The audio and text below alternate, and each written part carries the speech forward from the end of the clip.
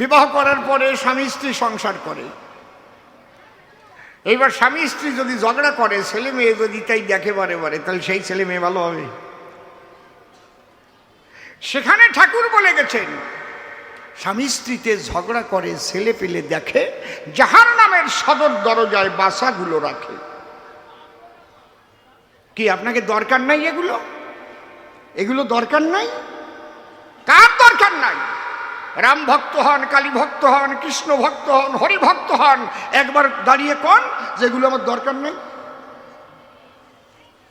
তাহলে এই যে ঠাকুরের বাণী যদি আমরা মনে প্রাণে মানি না, বাণীটা ভালো, আমরা স্বামী স্ত্রী ঝগড়া করব না, আমরা ভালোবাসা নিয়ে সবে করব বসবাস। আপনারা প্রশ্ন করতে পারেন আমার ধারে, আপনি তো বলছেন বারে বারে, সব সময় থাকে নাকি আনন্দের উল্লাস? সব সময় স্বামী স্ত্রী আই লাভ ইউ এই হয় নাকি? মাঝে মাঝে ঝগড়াঝাটি হয় না? কি হয় না? একজনের স্ত্রী এক সাধুর কাছে গেছে, যে বলছে, বাবা কি যে গন্ডগোল, আমার স্বামী সহ্য করতে পারতেছি না, আমি খালি গন্ডগোল বাদে, খালি গন্ডগোল বাদে। কয়, শোনো, একটা তাবিজ দিলাম, এই তাবিজটা গালের মধ্যে নিয়ে দাঁত চাপিয়ে ধরে রাখবা 3 দিন, দেখো তো 3 দিনের মধ্যে গন্ডগোল হয় কিনা। 3 দিনের মধ্যে গন্ডগোল হয় নাই। 3 দিন পরে গেছে সাধুর ধারে, সত্যি আপনার তাবিজে কাজ হয়েছে? তাবিজে কাজ হয় নাই, তুমি মুখ বন্ধ করেছিলে এই জন্য কাজ হয়েছে। তাবিজ গালের মধ্যে দিয়ে কথা তো কও নাই, খালি তুমিও খাও আপনি গুতো খাও, তা বোঝো না? তোমার ওই মুখ বন্ধ করে তুইছি তাবিজ দিয়ে। কায়দা আছে। স্বামী হয়তো 2-1 কথা বলতে পারে, বাইরের থেকে কত কঠোর পরিশ্রম করে সে ঘরে ফেরে, তারপরে যদি স্ত্রী আবার তার উপরে মিনছে কথা কর, তুমি একটা কাজ করো, বলছি আমি একবার বেশি কাজ করি না, এবার যে গেল গালাগালি আরম্ভ হয়ে গেল। আর ছেলে মেয়ে শুনতে লাগলো, কি ভালো ছেলে মেয়ে হবে রে। কি এই জন্যে দেখবেন আমাদের শাস্ত্রের মধ্যে লেখা আছে, বসে শোনেন বিজ্ঞ শ্রোতা, সতী নারীর কথা। সতীরা কেমন হয়? ক্রোধে হাস্যা রতিবেশ্যা ভোজনে জননী সমা বিপদে সুবুদ্ধিদাত্রী সা নারী প্রাণদুর্লভা। স্বামী যদি ক্রোধ করে আর যদি স্ত্রী মৃদু হাসি মধুর হাসি দেয় ধরে, স্বামী এমন একটা কথা বললো তারে, হ্যাঁ তুমি এইরকম কাজ করতে, কি হয়েছে বলো না, আমার তো ভুল হতেই পারে, ভুল তো মানুষের হয়, ভুল তো শয়তানের হয় না, একটু বুঝিয়ে বল। স্বামী দেখবেন নরমইয়ে গলিয়ে মাখনের মতো হয়ে গেছে একদম। কি সত্যি কথা না নাকি? আর স্বামী যদি লাঠি ধরে, বউ যদি রান্নাঘরেতে বটি ধরে, আয় চলে আয় আমার কাছে, বলুন দেখি সেই সংসার কোনোদিন স্বর্গ হতে পারে নাকি? কোথায় স্বর্গ কোথায় নরক কে বলে তা বহুদূর, মানুষের মাঝে স্বর্গ নরক মানুষেতে সুরাসুর। কি সুন্দর কথা ঠাকুর বলেছেন। স্বামী স্ত্রীতে ঝগড়া করে ছেলে পুলে দেখে, যাহার নামের সদর দরজায় বাসাগুলো রাখে। সুসন্তান করাতে হলে জন্মগ্রহণ, যে সন্তানের দ্বারা হবে দেশের উন্নয়ন, এখানে ঠাকুরের বাণী বিশেষ প্রয়োজন। অন্তর দিয়ে দেখেন ভেবে, আগে বিবাহ ব্যবস্থাটা সঠিক করতে হবে, তাই না হলে সুসন্তান করবে না জন্মগ্রহণ। আগে আমাদের বুড়ো বুড়িরা কথাটা বলতো, সেইভাবে কিন্তু চলতো, এখন আর চলে না। এখন তো ফোনে বনে যা হইছে, ফোনে যা করিছে রে মাইরি, কত সংসার যে ভেঙে ফেলিছে খালি ফোনে। দিন রাত ওই টেপে আর ফটো দেখে কথা কবে, সত্যি আমি তোমাকে ভীষণ ভালোবাসি জানো, আমি কাম সারা। আগে আমাকে একটু প্রেম টেম করতে হলি, যখন লেখাপড়া করেছি, কোনো একটা মেয়ের যদি দেখে ভালো লাগতো, এখন চিঠি তার কাছে পাঠাতি, কি কষ্টটা হতো। ওই মেয়েটার সাথে কোন মেয়েটার ভাব আছে, আবার আর একটা মেয়ে দিয়ে চিঠি পাঠাতে হবে তার কাছে, সে আবার ওর বইয়ের মধ্যে ধুয়ে দেবে। সেই বই পড়ার সময় তখন দেখবে ও আমাকে অনিল চিঠি লিখেছে। ঠিক না? আমার কাছে বলুন দেখি, আগে অত তাড়াতাড়ি খারাপ হতো নাকি? এখন খারাপ হওয়ার কেন্দ্র বড় একটা যন্ত্র, এটা হয়েছে মোবাইল ফোন। খারাপ কথা করছি নাকি? নাকি ঠিক না? স্বামী স্ত্রী দুই এক কথা সংসারেতে হয়। আগে কিন্তু ওই স্ত্রী যে বাপের বাড়িতে নালিশ জানায় এটা কম ছিল, আর এখন যদি দুই এক কথা সাথে সাথে মন করে, মা আমার এই করেছে জানো, এই করেছে, হয়ে গেল। মা এমন বুদ্ধি দিয়ে দিল, যাও সংসার চুরমার। বুঝতে পারছেন ঘটনাটা? তাহলে এখানে ঠাকুরের বাণী মনে রাখবেন, স্ত্রী স্বামীকে ভালোবাসবেন এবং স্বামী স্ত্রীকে সম্মান দেবেন। ঠাকুর কি সুন্দর বলেছে। আগে আমরা শুনেছি সংসার সুখের হয় রমণীর গুণে, ঠাকুর ওখানে যোগ করলেন, না রে হইবার পারে না, এই কথা খালি হইবার পারে না, পাবনাইয়া লোক তো, এই কথা হইবার পারে না। তা কি সংসার সুখের হয় রমণীর গুণে, গুণবান পতি যদি থাকে তার সনে। হরিবল হরিবল। খালি রমণীর গুণে? গুণবান পতি যদি থাকে তার সনে। বসে শোনেন, জ্ঞানবান পতিকেও হতে হবে গুণবান। আগে বুড়ো বুড়ি বলতো, এই আমার ছেলেটা যেমন একটু নিচিয়ে গড়েরতে মাইয়ে ডান, বলতো না? বলতো কি না? আমাকে দেখতে কালো, আর মেয়ে যদি হয় চাঁদের মতো আলো। মেয়ে বাড়ি বাথরুম পায়খানা সব পাকা ছিল, আর আবার টিনির ঘর। বিয়ে তো দিয়ে বইছে, কিন্তু মেয়ের মনের মধ্যে একটা খুঁতখুতনি রইছে, আমাকে বাড়ির মতো সেই রকম পাকা পায়খানাও নাই। কি জ্বালা, কোন জায়গাতে পায়খানা করি রে, কোন জায়গায় স্নান করি রে। আর এমন একজনের হাতে দেশে কালা কুতকুতিয়ে। এই অশ্রদ্ধায় যদি সন্তান জন্ম লয়, সেই সন্তানের দ্বারাই কি আর জগতের কল্যাণ হয়? এই জন্য ঠাকুর বাণী দিয়েছেন, উচ্চ বর্ণ বংশ ধরে নিম্ন জাতা মেয়ের বিয়ে, অনুলোম তাকেই বলে সমাজ যাতে যায় উজিয়ে। সাম্য বিয়ায় সাম্য ধাজ, অনুলোমে বাড়ায় ঝাঁজ, প্রতিলোমে কুপকাত, বিশ্বাসঘাতক বংশপাত। আপনারা বলতে পারেন তাই, আপনি বর্ণবাদকে প্রতিষ্ঠা করার তরে ঠাকুরের বাণী বলছেন আসলে আরে উচ্চ বর্ণ মানে কি? এ জায়গাও ঠাকুর সারিয়ে দিয়ে গেছে। ব্রাহ্মণ হলে কদাচারী, শীল ও শ্রদ্ধা হারা, তার হাতের অন্ন পানিয়ে বয় বিষের ধারা। ব্রাহ্মণের ছেলে হলে এই যে সে উন্নত হয়ে গেল তা না। বোঝা যাচ্ছে?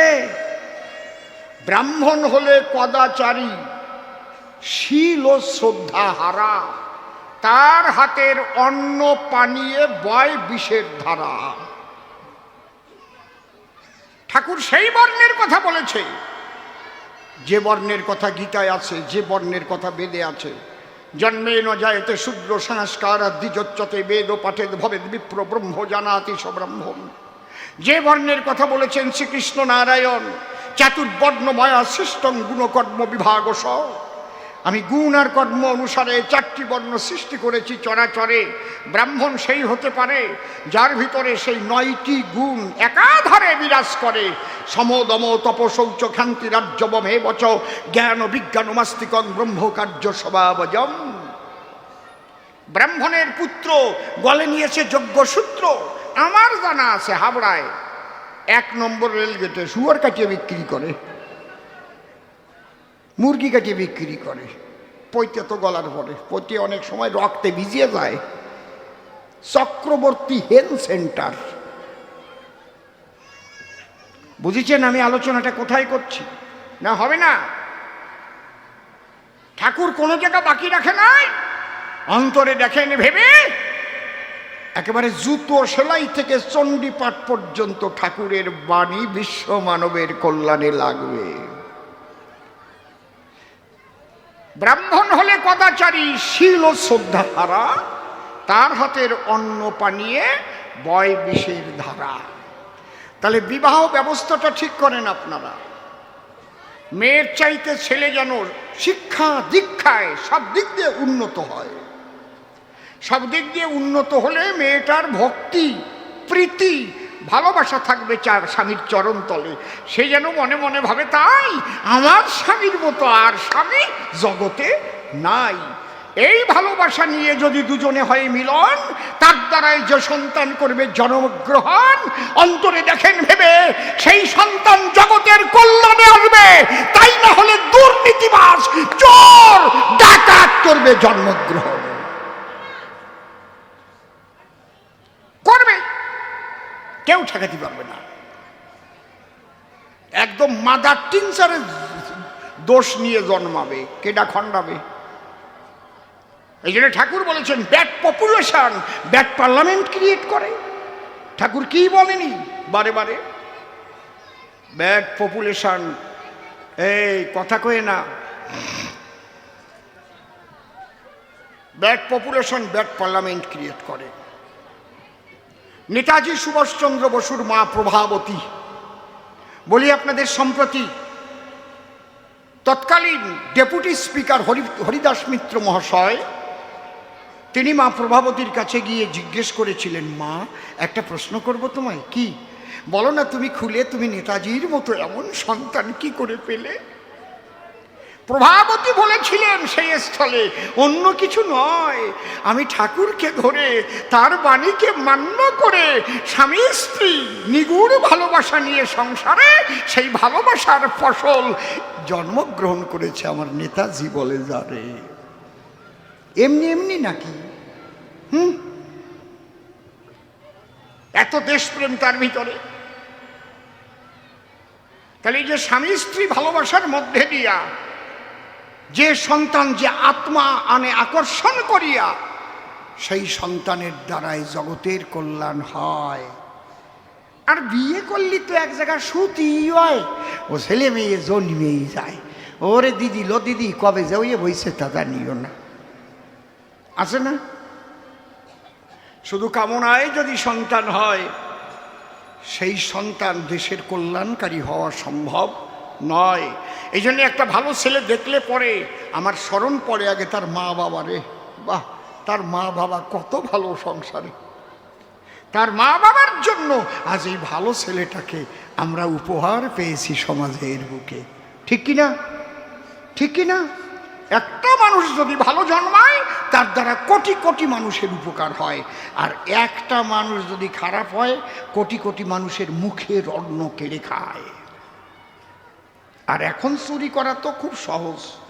আগে শাবল দিয়ে চুরি করতো, এখন কম্পিউটারে টিপিয়ে টিপিয়ে চুরি। খারাপ কথা করছি না তো নাকি? বুঝতে পারছেন? আগে হয়তো চোর এক বাড়ি যেত, শাবল দিয়ে একটু শীত কেটে ঘরে ঢুকে তার কিছু সম্পত্তি নিয়ে পালাতো। কিন্তু এখন এমন চুরি করে, সেই চুরি ধরার ক্ষমতা নাই দেশের নারী নরে। ডিজিটাল চুরি, কম্পিউটারিস্ট চোর, দুর্নীতিবাজ গেছে ভরে। আপনি টাকা ব্যাংকে রেখেছেন ভাই, দেখেন আপনার টাকা নাই, হ্যাক করে ফেলেছে আপনার অ্যাকাউন্ট, টাকা চলে গেছে। আপনার বাড়ি এসে সিঁধ কাটিছে, খবর নিয়ে দেখেন ওটা জন্ম কিভাবে হইছে। বুঝেছেন? ভালো করে শুনে নেন। ওই সারদার মালিক যে সুদীপ্ত সেন, নাকি রোজবেলি না সারদার মালিক, সুদীপ্ত সেন সারদার মালিক, ওনার বাবার নাম ছিল ভূদেব সেন। চরম দুর্নীতিবাজ। দুর্নীতিবাজের দ্বারাই সন্তান ওইরকম জন্ম হয়, মানুষেরই শোধ দিয়ে পেয়ে গেছে। এই জন্য আগে ঠাকুর নিজেকে ভালো হতে বললেন। তাহলে ভালো হতে গেলে বিবাহ ব্যবস্থাটাকে আগে ঠিক করতে হবে। যে নারী পুরুষের বিবাহ ব্যবস্থা যদি ঠিক না করা যায় সমস্যার বিষয়। আমরা বিজ্ঞান মানি, জ্ঞানীগুণী, এই বিজ্ঞান মানি কিসের বেলায়? গরুর বেলায়, পটলের বেলায়, কাকরোলের বেলায়, মানুষের বেলায় মানি না। কি গায়দা! কি পটলে ফুল ছয় না? পরাগ সংযোগ যারে কয় ফুল ছয় না? কাকরোলে ফুল ছয় না? তা কি তাজা মোটা ফুলটা দেখিয়ে ওই আর একটাই ছয়, নাকি যেটাই পাশা মরা পটলের ফুল ওইটা নিয়ে ছয়? কথা কও কি? অন্তরে দেখেন ভেবে ওই পুরুষ ফুলটা তাজা মোটা হবে। দেশি গাভীর গর্ভে বসে শোনেনি জ্ঞানী সরবে, যে গাভীকে মাত্র 2 কেজি দুধ হয় তারও 5 কেজি দুধ পাওয়া যায়, তার বাচ্চার থেকে পাওয়া যায়। কিভাবে?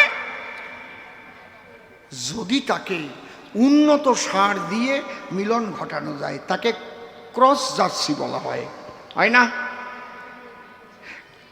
দরকার আপনাদের জানা। কিন্তু দেশি গাভীকে দেশি সার দিয়ে, দেশি গরু দিয়ে মিলন ঘটালে কিন্তু দুধ বাড়বে না, ওই বাচ্চা বকনা বাচ্চা হবে, দুধ আরো কমতি কমতি যাবে।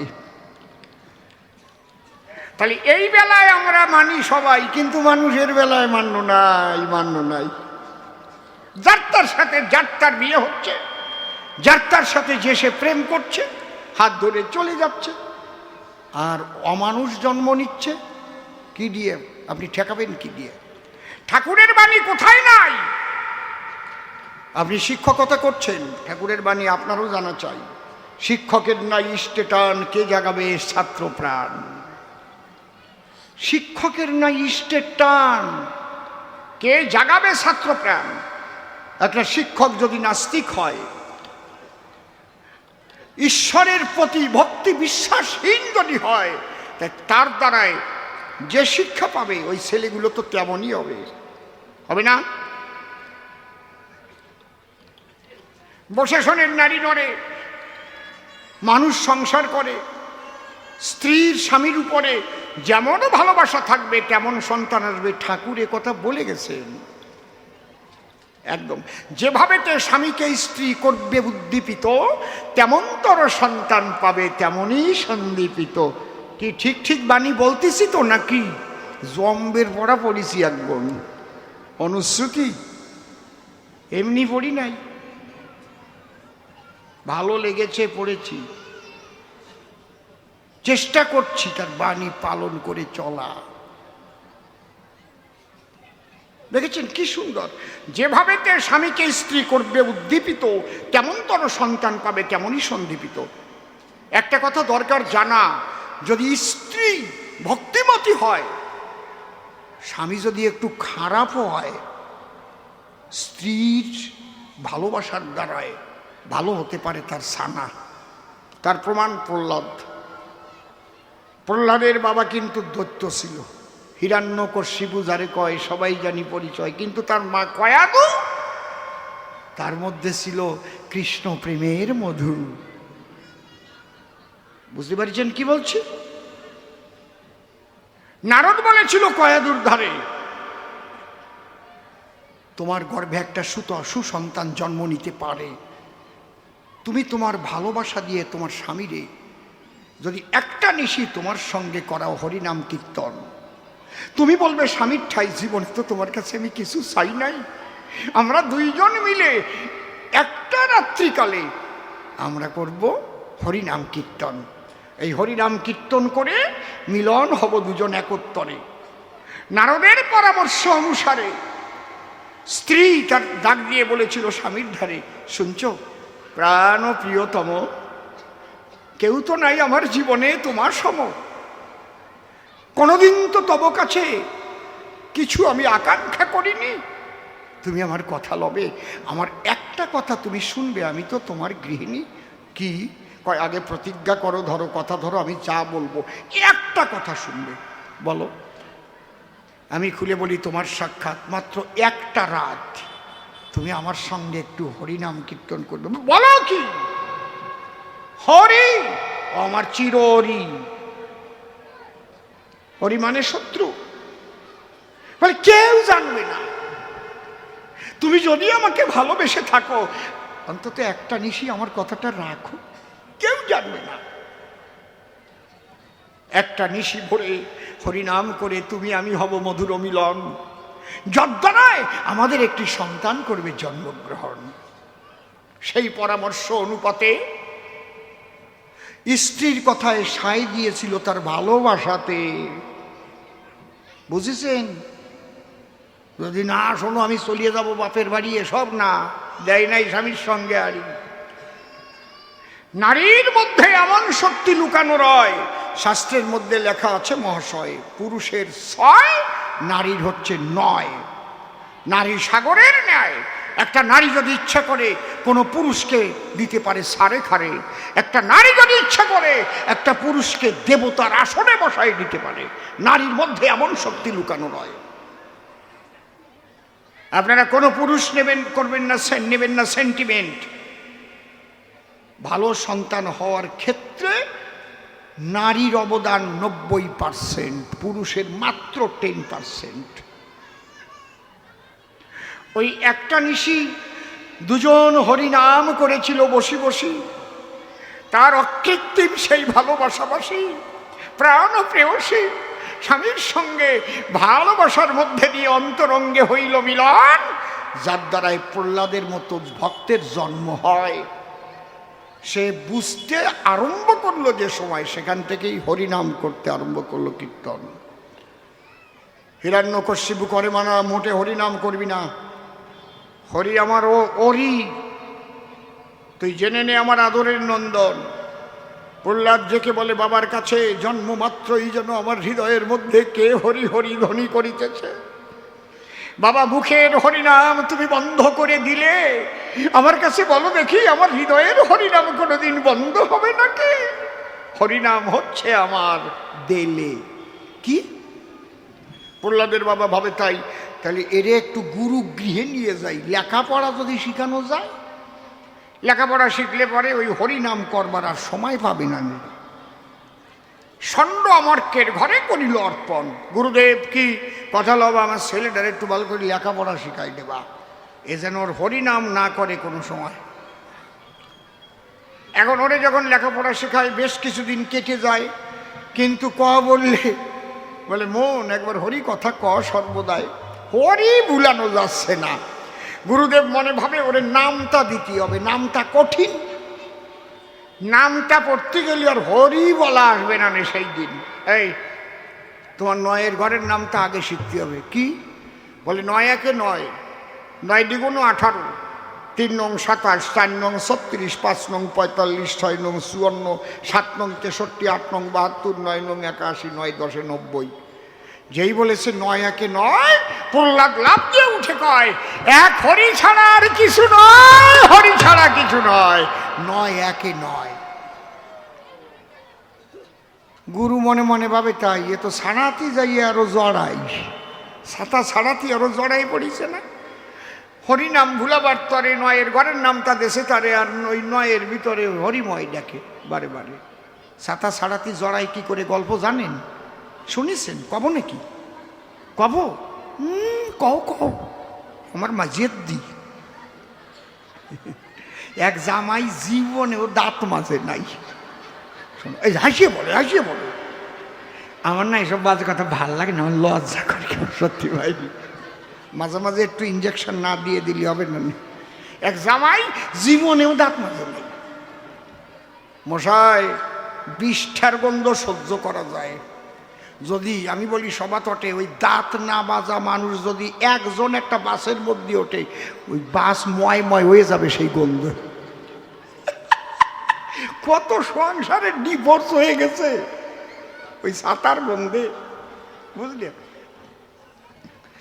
জামাই ওই দাঁত মাজে নাই, শ্বশুর বাড়ি গেছে, শাশুড়ির যে প্রণাম করেছে, মা ভালো আছেন, বকাত করে গন্ধ শাশুড়ির নাকের মধ্যে ঢুকেছে। শাশুড়ি মনে মনে ভাবে তা ইয়ে কোন পদের জামাই, দাঁত মাজে নাই, সি সি সি সি সি সি।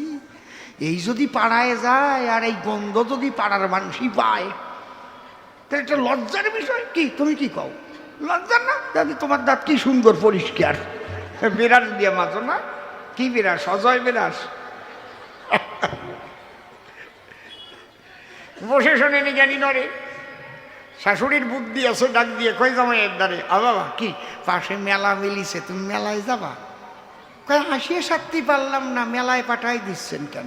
কয় না বাবা, এই যে তোমার 100 টাকা দিচ্ছি, বলি তোমার কাছাকাছি এখনই মেলায় যাবা, যাইয়ে বড় বড় আখ কিনে কিনে সুলিয়ে সুলিয়ে খাবা। রোদ্দুরিতে আইসো, পিত্তটা তোমার গরম হয়ে গেছে না, পিত্ত ঠান্ডা হবে না। শাশুড়ি ভাবতেছে ওই আখ সুলতে যাইয়া আখের খোসায় ছাতা যদ্দূর কাটিয়ে কাটিয়ে যায় আর কি, চলবে না যখন। বুদ্ধিমতী মহিলা সেই কথা যখন কহিলা, জামাইয়ের করে 100 টাকা করলো দান। জামাই তখন টাকা নিয়ে ওই মেলার মাঝে গিয়া হায় হায় রে, নয়ন দিয়া তাকাইয়া দেখে উল্টো ব্যবধান। আখ অনেক দূরে, তার আগে দেখতে পারে এক জুড়ি কালো জাম নিয়ে বসে আছে একজন রাস্তার। যেই দেখিছে কালো জাম, জামাই কয় কত দাম? কয় 100 টাকা হলে দিয়ে দিতাম। কয়টা দাও। ও সাদা টেরিকোটের পাঞ্জাবি ছিল, সেই পাঞ্জাবিতে জাম নিল, গেছে জামাটা ওষুধ গেছে, জামের দাগ হয়ে গেছে না, আর ওই খাচ্ছে। আগে তো ছাতা একটু কেমন ব্রাউন কালার ছিল, এইবার জাম রং হয়ে প্লাস্টার প্যারিস হয়ে গেছে একদম পুরো। ওরে কি ক্ষয়, না মুখ এখন আর বন্ধ করতে পারতেছে না, বুঝেছেন? হাঁটিয়ে যাই আবার দেয় বিটি নিয়ে বিস্কুট, ওই আবার কয়খান খাইছে, জামের উপর দিয়ে আরো বিটি নিয়ে বিস্কুট, ভালো করে প্লাস্টার হয়েছে আর কি। এইবার শাশুড়ির কাছে গিয়ে কয়, মা আখ খাইছো? কই না, জাম খাইছি। পোড়া কপালিয়ে ছাতা ছাড়াতে আরো জড়াই নিয়ে এলে, কায়দা আছে কি? মাঝে মাঝে দেব তো 2-1 ফোঁট নাকি? আরে বুড়ো হয়েছি তাতে কি হয়েছে, ফোঁটা আরো মোটা হয়েছে, ঠিক পাচ্ছ না? খেজুর গাছ বাচ্চা থাকতে দেখবেন পাতলা পাতলা রস হয়, বেশি গুড় হয় না। যখন বয়সী হয় তখন যা ফোঁটা কাটে মোটা মোটা, ওতে যা পাটালি হয় না, কায়দা করতে। গুরুদেব ভাবে তাই ছাতা ছাড়াতে আরো জড়ায় ফেলেছে রে ভাই। আমি বলি নয় একে নয়, আরো কয় হরি ছাড়া আর কিছুই নয়। প্রহ্লাদ 1 ধাপ উপরে গিয়া বলে, তখন ডাক দিয়ে, গুরুদেব এই নয়ের ঘরের নামটা পড়িয়া আমি আর একটা সূত্র পেলাম এই জায়গায়। কি? 9কে যে আপনি 10 পর্যন্ত করলেন গুণ, ভালো করে শুনুন। যে জোড় সংখ্যাগুলো শোনালেন আমায়, যেমন 9 একে 9, 9 দ্বিগুণে 18, এই জোড় সংখ্যাগুলো যোগ করলেও আবার হয় 9। বলে কিরকম? বলে 9 একে 9, আমার হরি ছাড়া 9, 9 দ্বিগুণ 18, 1 8, 18, 1 আর 8 9, হরি ছাড়া 9। 3 নং 27, 2 7 27, 2 আর 7 9, হরি ছাড়া 9। 4 নং 36, 3 পিঠে 6 36, 3 আর 6 9, আমার হরি ছাড়া 9। 5 নং 45, 4 পিঠে 5 45, 4 5 9, আমার হরি ছাড়া 9। 6 নং 54, 5 পিঠে 4 54, 5 আর 4 9, হরি ছাড়া 9। 7 নং 63, 6 পিঠে 3 63, 6 আর 3 9, হরি ছাড়া 9। 8 নং 72, 7 2 72, 7 আর 2 9, হরি ছাড়া 9। 9 নং 81, হরি বড় ভালোবাসি, 9 8 একে 9, হরি ছাড়া 9। 9 10 90, মনের কথা খুলে কই, 9 আর 0 যোগ করলে হয় 9, হরি ছাড়া 9। হরি হরি বল, হরি হরি বল, বলো সর্বদাই হরিময়, হরি হরি হরি।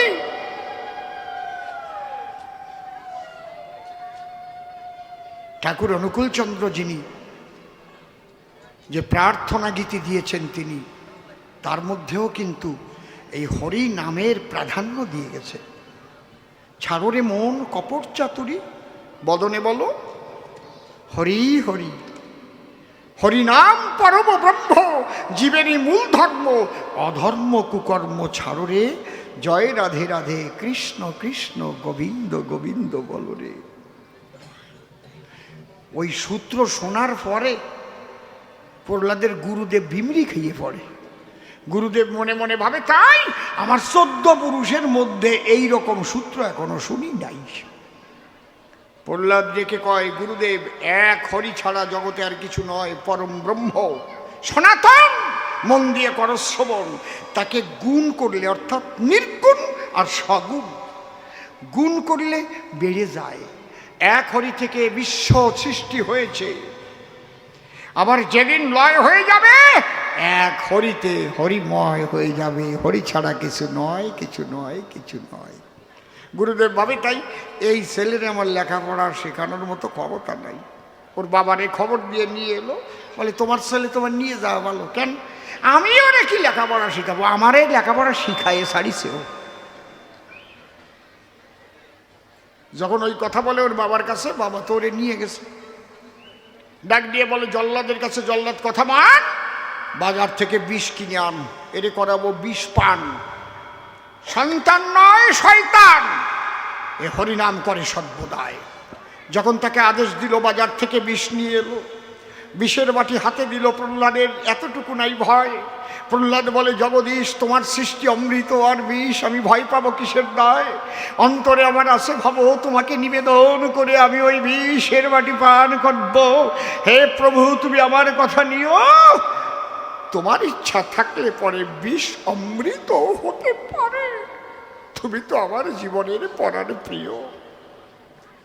এই কথা বলে বিষের বাটি হাতে তুলে যখন ওই ঢক ঢক ঢক ঢক করে বিষ মুখে ঢেলে দিল, প্রহ্লাদের বাবা দেখে তাই বিষে তার মরণ হয় নাই। প্রহ্লাদ দু বাহু তুলে বলে, একবার হরি হরি বল, হরি বল।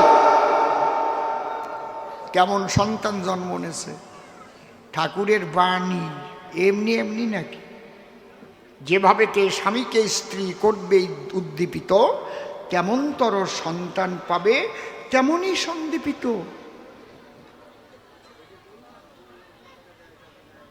জল্লাদকে ডেকে কয়, এই বড় একখান পাথর নিয়ে আয়, এর বুকে পাথর আমি করিয়া বন্ধন, বাসনা জেগেছে দেলে, একে দেব সাগরের জলে ফেলে, সাগর সলিলে ঘটিবে মরণ। প্রহ্লাদের বাবা মনের দুঃখে পাথর তখন বাঁধল প্রহ্লাদের বুকে। বিরাট পাথর বেঁধে যখন জলের মধ্যে দেবে ফেলিয়ে, প্রহ্লাদ ভেসে দু চোখের জলে ডেকে বলে, তাই প্রভু, তুমি যদি ইচ্ছা করো তাহলে সাগরের জলে পাথর ভাসাতে পারো, আবার শোলাও তুমি ডুবাতে পারো। শোলা ডোবে পাষাণ ভাসে, হরি নামের নিশানা, শোলা ডোবে পাথর ভাসে। হলো সাপের সাথে নেউলের পীড়িত, হলো সাপের সাথে নেউলের পীড়িত, হলো সাপের সাথে নেউলের পীড়িত, সুরি থলে যায় জানা, শোলা ডুবে পাথর ভাসে। আমার হরিনামে নিশানা,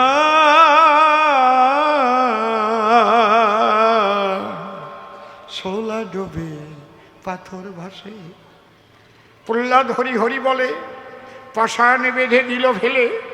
প্রহ্লাদের বাবা দেখতে পেল তাই, পাষাণ ভেলা হয়ে ভাসতে ছিল। প্রহ্লাদ বলে, প্রেমানন্দে হরি বল, হরি বল, হরি বল।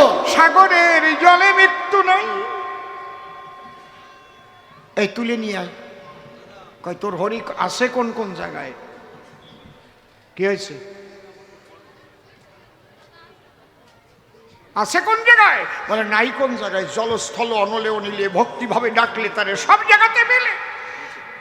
প্রহ্লাদের বাবা বলে ডাকি, আমার কাছে বল দেখি এই ফটিকের স্তম্ভের মধ্যে তোর হরি আছে নাকি? প্রহ্লাদের বাবা এত অত্যাচারী হয়েছিল কি কারণ? বসে শোনেন, জ্ঞানী নরে সাধনা করে বর প্রাপ্ত হয়েছিল সেজন। কি? দিনে মরবে না, রাত্রে মরবে না, তার মানে মরণ তো হবেই না। দেবতা মারতে পারবে না, মানুষেও তাকে মারতে পারবে না। ঘরে মরবে না, বাইরে মরবে না, জলে মরবে না, স্থলে মরবে না। তার ছিল ধারণা আমি আর কোনোদিন মরব না। কে হরি? আমি কি কাউকে কেয়ার করি? কিন্তু সে যদি ইচ্ছা করে সব কিছুই করতে পারে। যখন বলল হরি আছে ফটিকের স্তম্ভের ভিতরে, প্রহ্লাদের বাবা ক্রোধ ভরে, তখন লাথি মারে। ফটিকের স্তম্ভ যখন ভেঙে ফেলে দেয়, খুলে বলি সভা পাশে, ওর মধ্যে থেকে এমন একটা মূর্তি আসে যাকে নরসিংহ বলা হয়।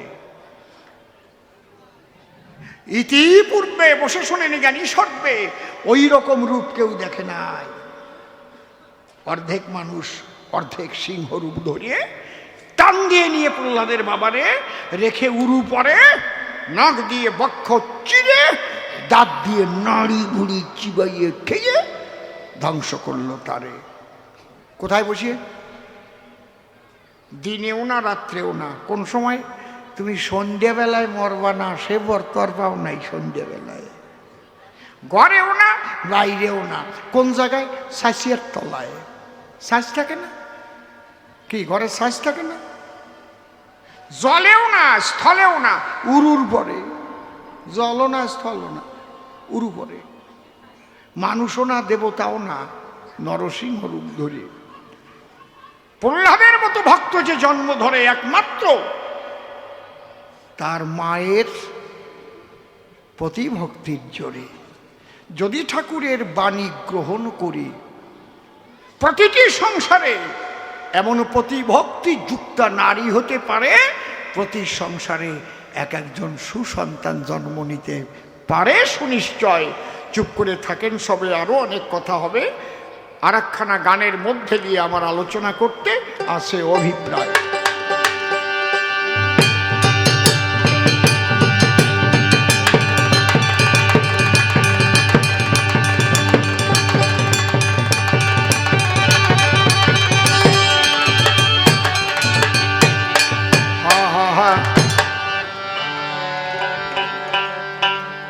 অসীম নীলাকাশ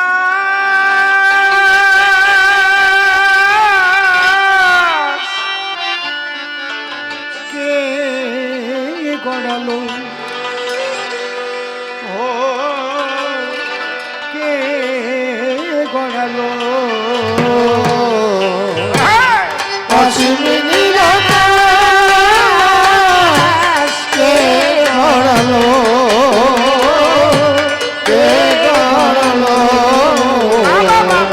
অসীম নীলাকাশ কে গড়ালো, কে গড়ালো? এত তারা বুকে এনে কে গড়ালো, কে